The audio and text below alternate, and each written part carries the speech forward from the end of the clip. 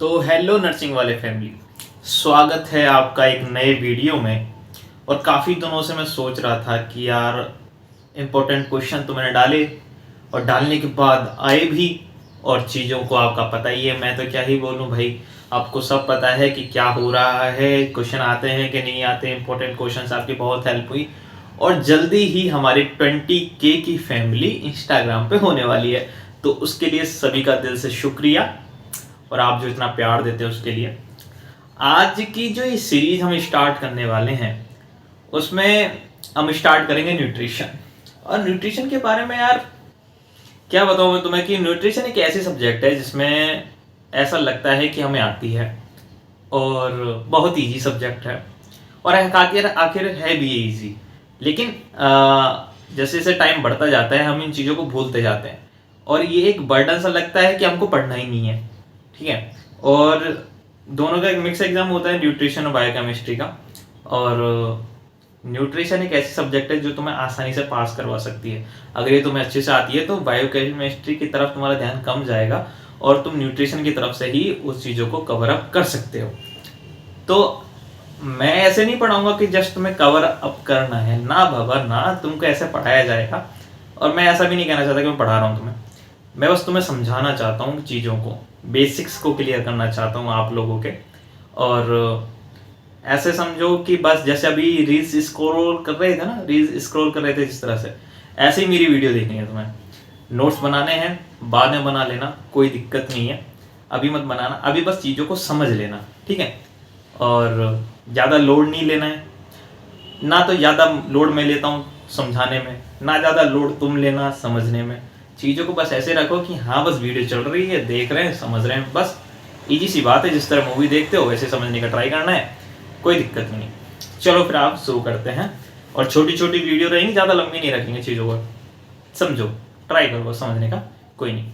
Nutrition में अपन ऐसे नहीं डेफिनेशन क्या होती है, ये होता है वो होता है ना, समझो बस क्या होता है न्यूट्रिशन। क्या है न्यूट्रिशन? है भाई समझो कि सबसे चीज पहली चीज देखते हैं अपन फूड, कि फूड क्या है। तुम्हें पता होगा फूड क्या होता है भाई। फूड वो चीज है, कोई भी ऐसी चीज जिसे हम खा सकते हैं या पी सकते हैं, वही तो है भाई। कोल्ड ड्रिंक है, पी रहे, फूड है। खाना है, रोटी है, सब्जी है, खा रहे, फूड है। तो जितनी भी चीजें जिन्हें हम खा सकते हैं, पी सकते हैं, वो फूड होता है। पहली चीज क्लियर हुई कि फूड क्या होता है, क्लियर। दूसरी चीज है कि न्यूट्रिएंट्स क्या चीज होती है। न्यूट्रिएंट्स होते हैं जो भी केमिकल प्रोडक्ट्स, केमिकल चीजें जो फूड से हमें मिलती हैं, उनको न्यूट्रिएंट्स कहते हैं। ठीक है, न्यूट्रिएंट्स क्या हुए? फूड से जो भी केमिकल प्रोडक्ट्स हमें मिले वो न्यूट्रिएंट्स हो गए।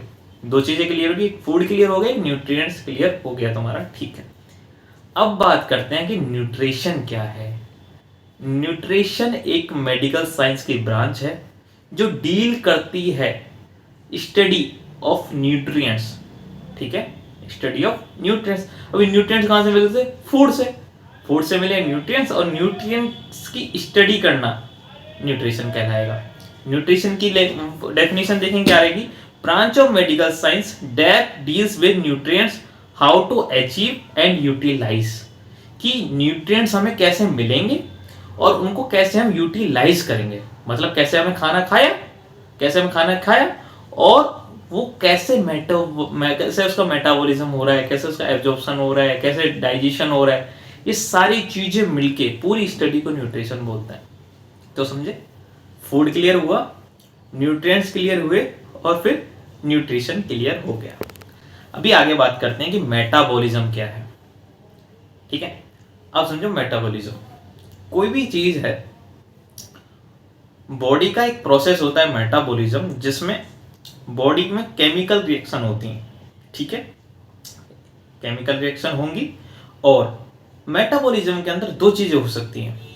या तो कोई चीज ऐड हो सकती है, उसे बोलेंगे एनाबॉलिज्म, या फिर कोई चीज कट हो रही है, उसे बोलेंगे कैटाबॉलिज्म।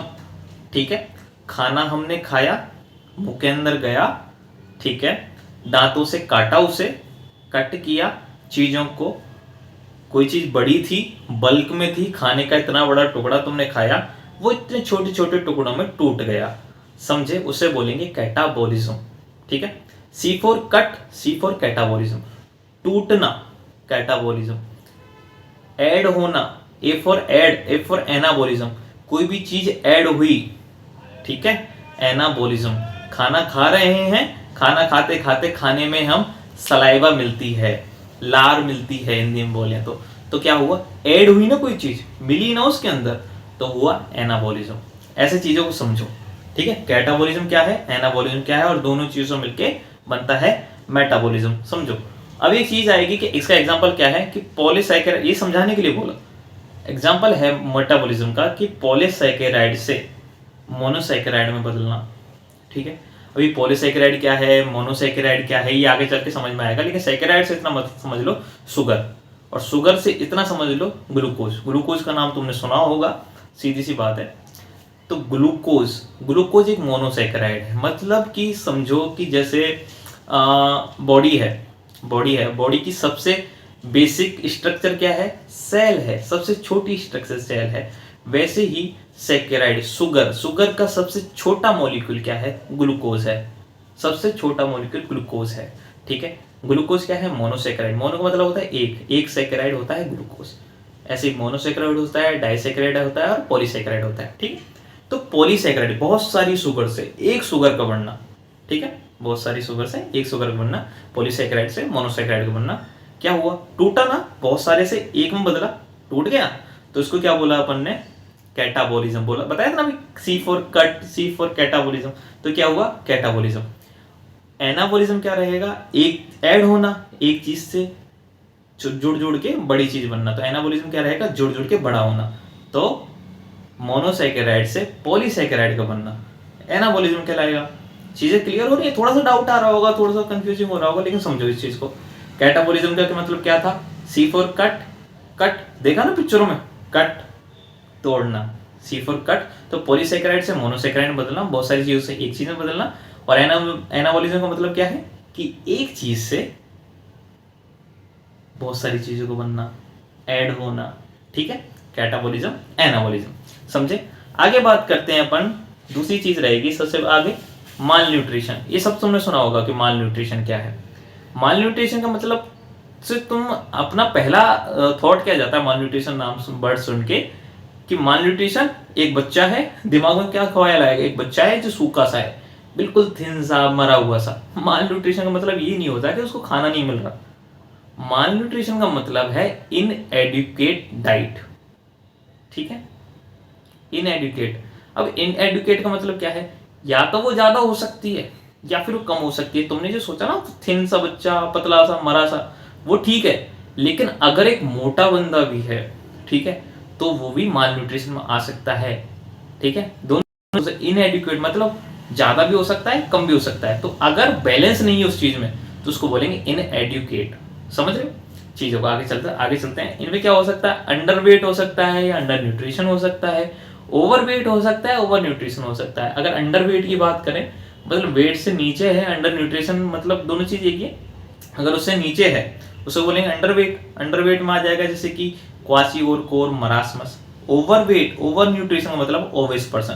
तो माल न्यूट्रिशन में दो चीजें आ गई, अंडर वेट और ओवर वेट। ठीक है, आगे चलते हैं कि भाई अगर जो एडिक्वेट न्यूट्रिशन है, एडिक्वेट न्यूट्रिशन का मतलब क्या है कि भाई जो न्यूट्रिशन है वो एडिक्वेट होनी चाहिए, मतलब बैलेंस में होनी चाहिए, ना वो ज्यादा होनी चाहिए ना वो कम होनी चाहिए। तो उसको कैसे देखेंगे अपन, उसको नापते हैं अपन BMI के थ्रू। BMI क्या है, बॉडी मास इंडेक्स। ठीक है, BMI की फुल फॉर्म क्या है, बॉडी मास इंडेक्स। इसको समझो, ठीक है, कि कितनी हमारी हाइट है और कितना हमारा वेट है, इन दोनों के बीच में सामंजस्य होना चाहिए। मतलब दोनों चीजें इक्वल में होनी चाहिए, मतलब एक लिमिट में होनी चाहिए। ठीक है, अब इसको कैसे निकालेंगे अपन BMI को।